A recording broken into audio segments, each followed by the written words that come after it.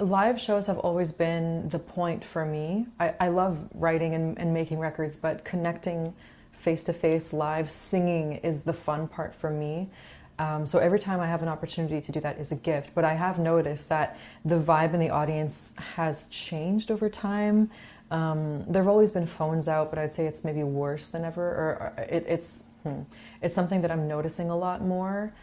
I'm also noticing that folks are more hesitant to attend events. Like there's been some social anxiety that's been sort of like festering since COVID.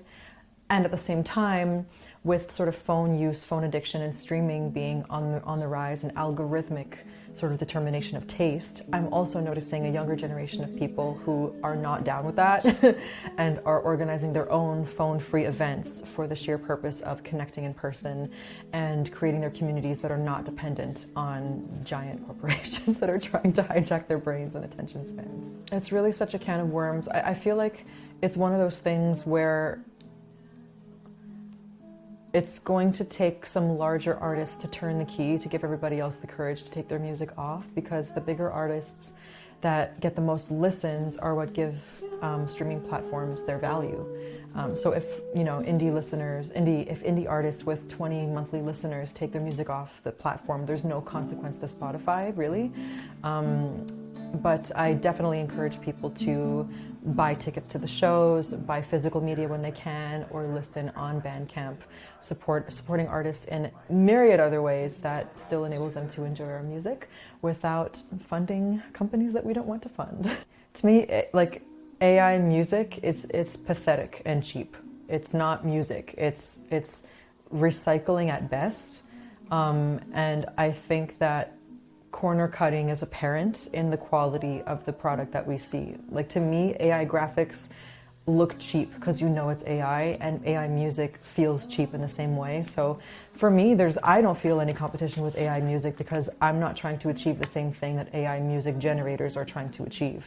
So if the name of the game for them is fast food, the most volume possible, to flood the market and make the most money, like that is its own disordered goal, and it has nothing to do with making art, expressing and sharing it with fellow human beings. To me, Spotify's future is robots listening to robots, and I have no interest in that.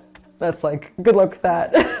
I'm gonna keep playing shows and making records, and thank you very much. This is why I say robots can't compete, because even if AI could generate music that was better or more popular than mine, it can't replace the feeling for me of having an idea or feeling overwhelmed with an emotion and then feeling the urge to express that emotion, tinkering with chords and finding melodies and bringing it to a producer and messing around with arrangements and mixing it 17 times and then, deciding on the artwork and sharing it with your friends before you release it. That whole process is so special, and we really do give of ourselves in a way that I think is really natural. I think human beings are creative by nature, and that is evident by the creation of technology that can make AI music in the first place. I think that we have potential to create beautiful things, and we all have potential to create horrible things.